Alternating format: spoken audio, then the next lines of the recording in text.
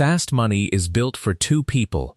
That is not a suggestion, it is the spine of the whole game. Two players, two clocks, 200 points between them and $20,000. In more than 20 years, the family face-off had never once put one contestant out there to do the whole thing by herself.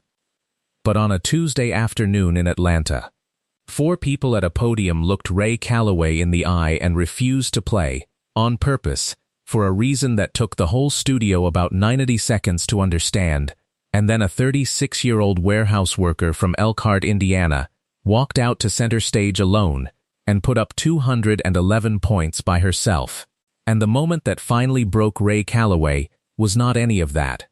It was one 2-word answer, worth 7 points, that made him turn his back to 200 people and stand behind that podium with his hand over his eyes.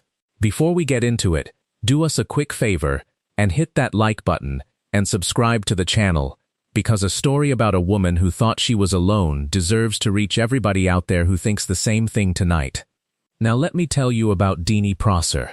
Nadine Prosser, everybody called her Deanie, was 36 years old and had 3 kids, 2 jobs, 1 car with a check engine light she had been ignoring since 2021, and no family to speak of. That last part is not a figure of speech. Deanie grew up in the foster system in northern Indiana. 6 placements between the ages of 9 and 18. She never knew her father's first name. Her mother lost custody when Deanie was in the 4th grade and passed out of her life entirely somewhere around the 6th. On the day she turned 18, Deanie Prosser was handed a garbage bag with her clothes in it and a folder with her paperwork in it, and that was the end of her childhood, right there in a parking lot in South Bend. That is what aging out means. There is no ceremony.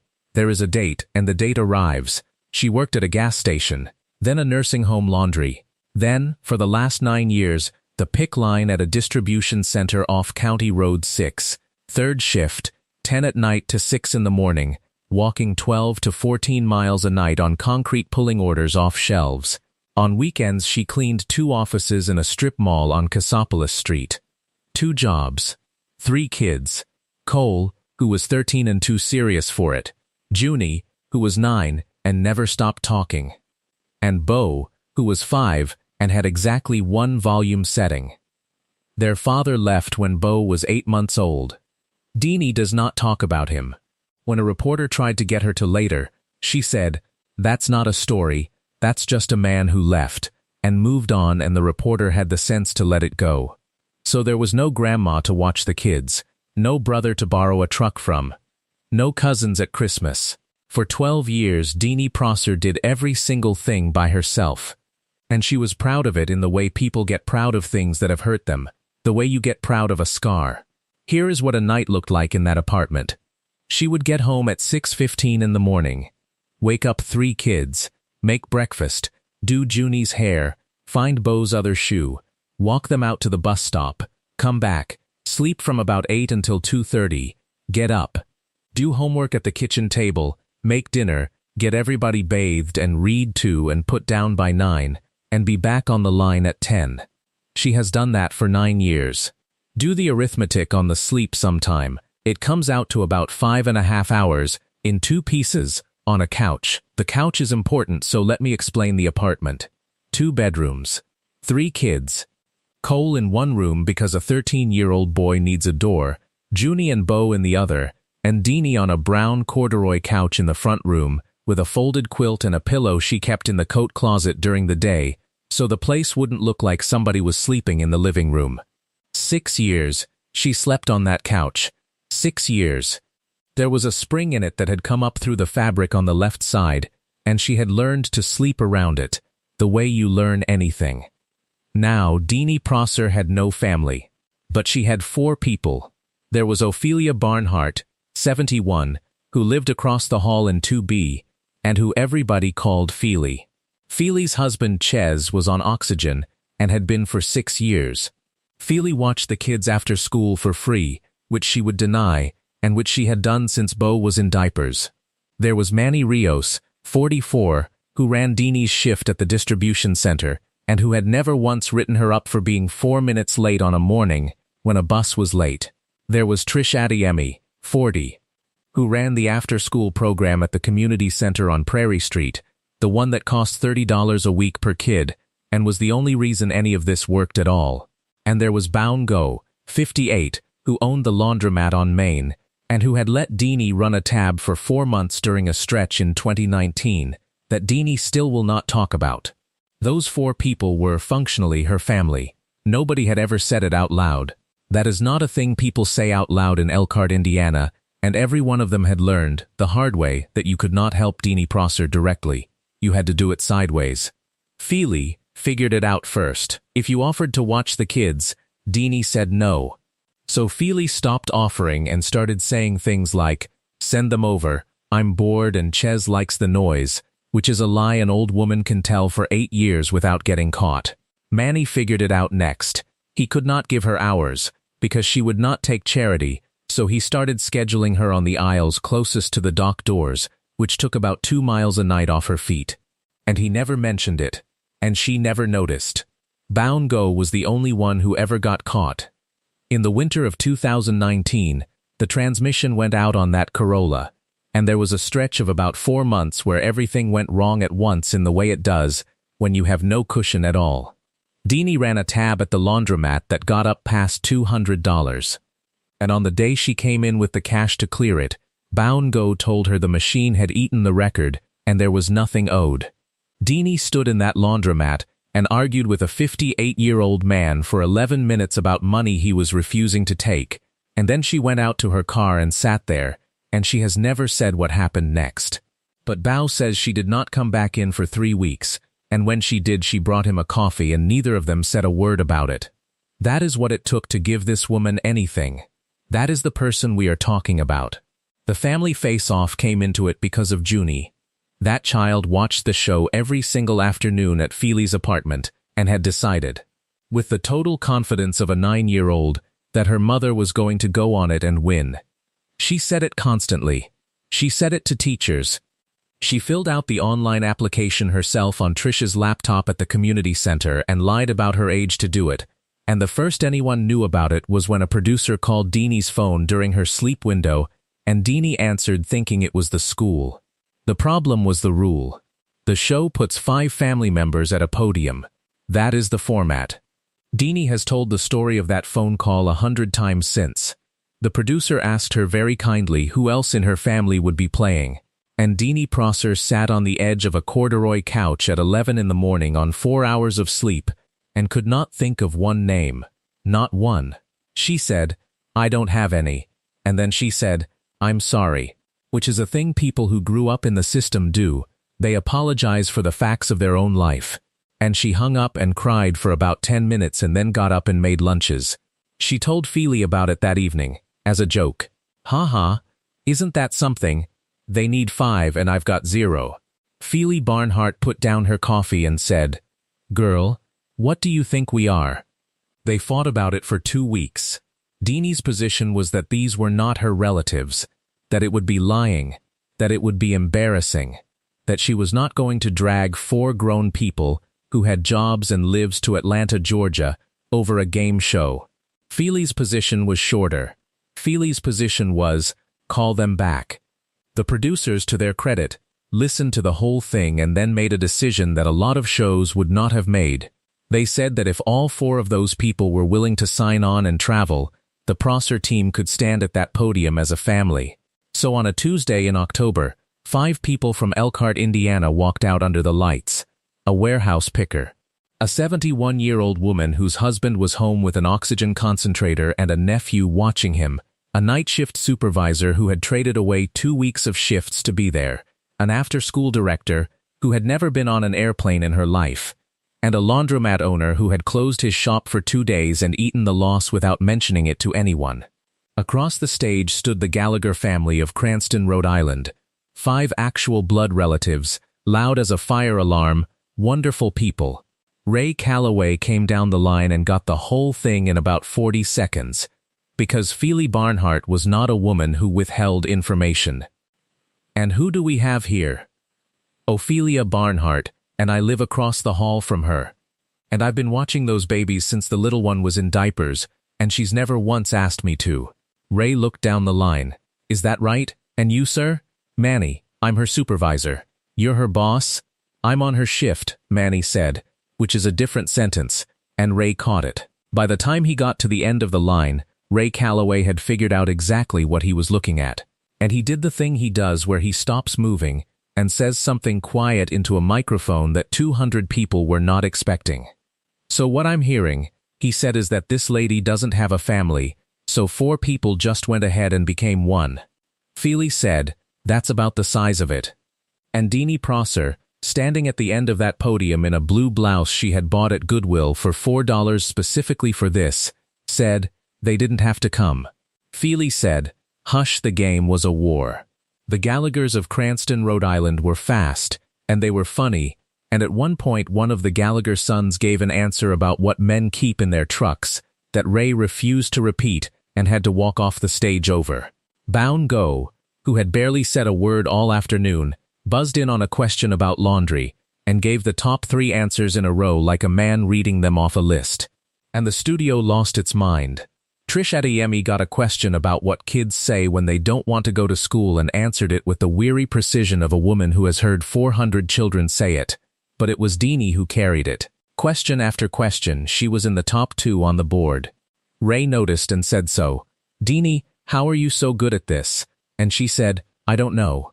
I guess I've had to guess what everybody's thinking my whole life. The room did not laugh at that. Ray put his hand on the podium for a second and then moved on, because there was a game to play. The Prossers, and it says something that the whole studio was calling all 5 of them Prossers by the second round, won the game by 30 points on the last question. And then Ray Calloway said the words he had said 10,000 times. All right, folks, it's time for fast money. Who am I taking? That is where this stopped being a normal episode. Because Feely Barnhart said, nobody, Ray turned around. Say again, ma'am? Nobody, Feely said. She's playing it. Ray, patient, explaining a rule he had never had to explain in his life. Now, Miss Feely. Fast money is 2 players. One goes, then the other one goes. That's how it works. Somebody's got to go with her. And Manny Rios stepped forward off the podium, which contestants do not do, and said, with all respect, sir, we talked about it on the plane. We're not going out there. The audience was making a confused noise. You can hear it on the tape. 200 people who thought they were watching 4 people chicken out. Then Trish Adeyemi took the microphone, and she said the thing that turned that studio inside out. This woman has done every single thing in her life by herself, Trish said. She raised 3 kids alone, on 2 jobs, on no sleep, with nobody. 12 years.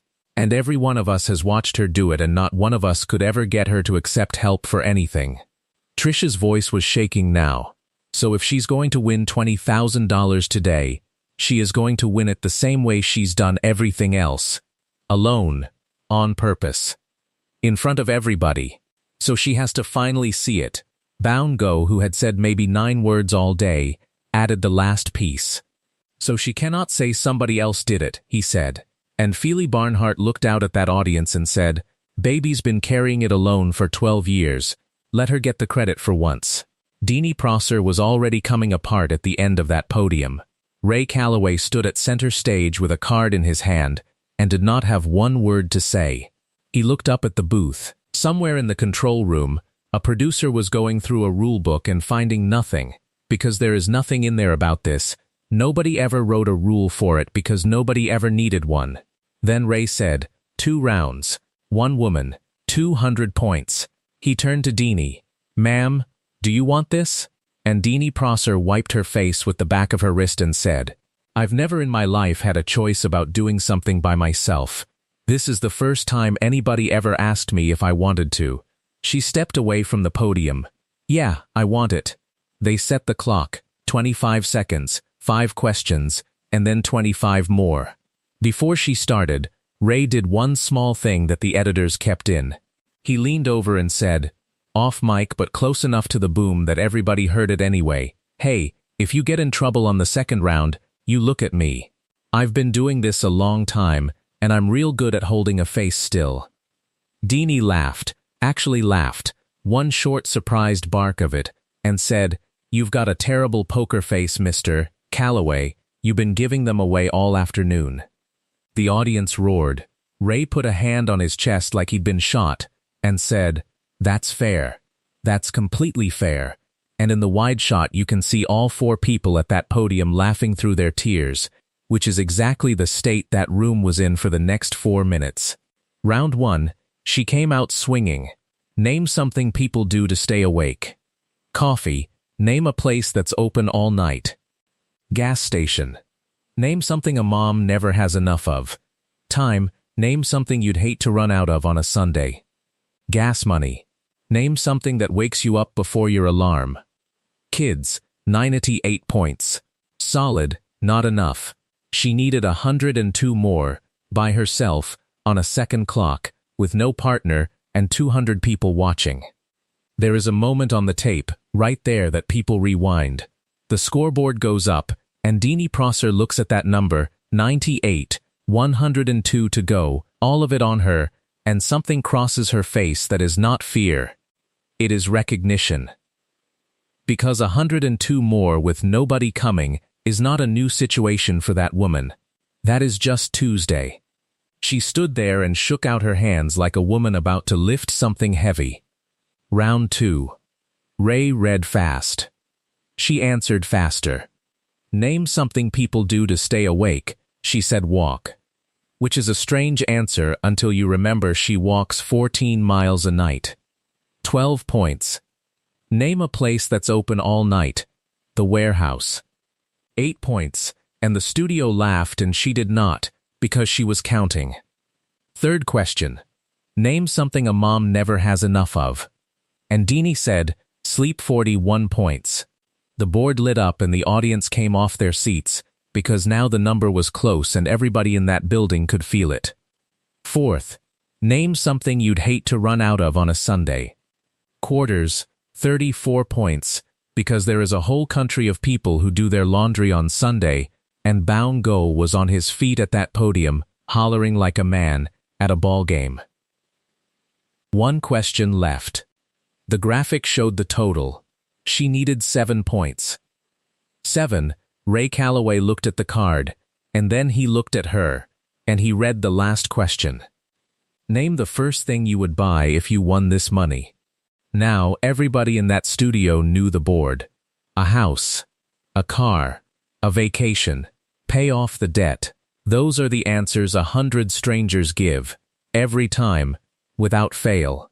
And Deanie Prosser leaned in and said, "A bed." The buzzer went off. 25 seconds. Done, and there was this pause in that studio. This little confused half-second where 200 people were still waiting for the rest of the sentence. A bed. A bed? Behind her, at that podium, Feely Barnhart put both hands over her mouth. Trish Adeyemi sat straight down on the floor of the stage. Manny Rios turned around completely, facing away from the cameras, with his hands on top of his head. Baum Go was crying so hard he had to hold on to the podium. The audience did not understand yet.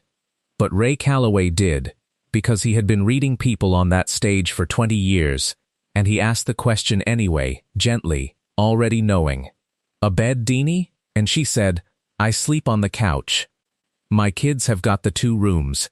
It's been 6 years." She shrugged, and she was almost apologetic about it, and that shrug is the reason 90 million people have watched this clip. "It's fine. There's just a spring in it now." Ray Calloway turned around. He walked 3 steps and put himself behind that podium with his back to the whole room and stood there. You can see it in the wide shot, the host of a game show. Standing behind a podium with one hand over his eyes and his shoulders going, and 200 people watching him do it, and not one of them making a sound. It went on for a while. The floor manager did not cut. Nobody cut anything. When he came back around, Ray Calloway did not pretend. His face was wet, and he left it that way. "Let's see the board," he said, and his voice was not steady. The answers came up one at a time. A house. A car. Pay off bills. A vacation. And there, at the bottom of the board, worth exactly 9 points, was new furniture / a bed. 9 points. She needed 7. The number crossed 211 and that studio came apart. The confetti fell on a woman standing all by herself at center stage with both hands over her face. And 4 people from Elkhart, Indiana ran across a television stage to get to her, and the Gallaghers of Cranston, Rhode Island came right behind them, because that is what that stage does to people. But the part that has been watched 90 million times came about 40 seconds later, when Ray asked the question. "Miss Feely," he said, "why were y'all crying like that before we even saw the board?" And Feely Barnhart, 71 years old, said, "Because it's already there." Ray said, "Ma'am, we put a bed in her apartment." Feely said, "Thursday, while she was flying down here, Manny borrowed a truck, and Bao and Trish and me split it 3 ways and got a real one, not a used one, mattress, box spring, the frame, the whole thing. It's sitting in her front room right now with a bow on it that Junie made out of a shoelace." Feely's chin was going. "We've been sitting on that for 6 days. And then she goes on national television and asks for the one thing she's already got." Deanie Prosser put her head on that old woman's shoulder and sobbed like a child, and the studio stood up, all of it, and stayed standing for a long time. The episode aired in January. Here is what happened after. Deanie Prosser quit the second job, not the warehouse, the cleaning job, the weekend one, the strip mall on Cassopolis Street. She kept the pick line, because it has the insurance. The $20,000 went to a deposit and first and last on a 3-bedroom rental on the east side of town with a fenced yard, and to a used Corolla with no check engine light, and about $4,000 of it is sitting in an account she does not touch, because a woman who aged out of foster care at 18 does not spend the last of anything. She sleeps in a bedroom now. She has said in 2 different interviews that the first 3 nights she could not do it, and kept going out to the couch out of habit around 4 in the morning. Junie Prosser, age 9, who filled out that application herself on a borrowed laptop and lied about her age to do it, got interviewed by her local news and said, "I told her she was gonna win," and refused to elaborate further, which is the most 9-year-old thing that has ever happened. Cole Prosser, 13, does not like being on camera and has not done any interviews, but his mother says he started sleeping through the night after they moved, and that he had not been, and that she had not known. Feely and Ches Barnhart still live in 2B. Deanie drives across town 4 days a week to sit with Ches so Feely can get out of that apartment for a couple hours. And there is not a person alive who can talk her out of it. Manny Rios got promoted, which is unrelated, but he told a reporter that the shift is different now, that people on that line talk to each other, and that a couple of the guys have started covering for each other in ways they did not before. Trish Adeyemi's after-school program on Prairie Street got so many donations in the 6 weeks after that episode aired that she had to open a second room and hire 2 people. She still runs it. She still charges $30 a week, and she still waives it for anybody who asks, and now she can afford to. Baungo put a sign in the window of the laundromat on Main that says, in his handwriting, "Ask Emmy about ATAB. He will not explain it to anybody who does not already know." And the piece of it that traveled furthest was not the money at all. It was the aging out part. Somewhere around 30,000 kids a year in this country turn 18 in foster care and get handed a folder and a date, and after that episode aired, organizations that work with those kids reported the biggest 6-week donation window they had ever had. Deanie speaks for one of them now. She is not a polished speaker.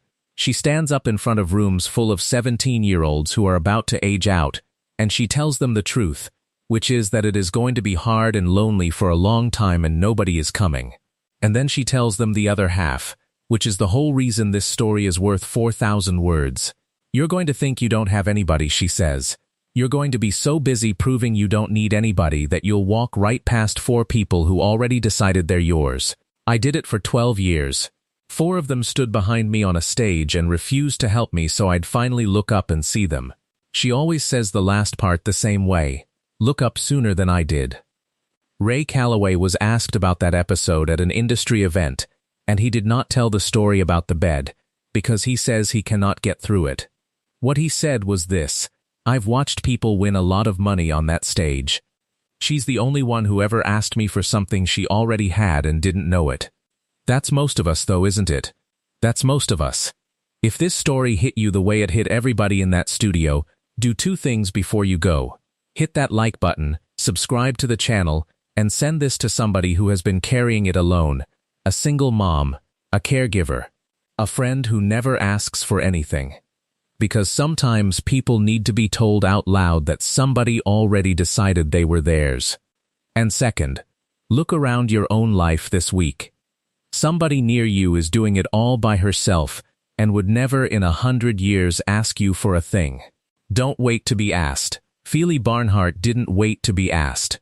4 people from Elkhart, Indiana just quietly became somebody's family, and it did not cost them anything but showing up, and it turned out to be worth more than $20,000 to a woman who had spent 6 years sleeping on a couch with a spring in it.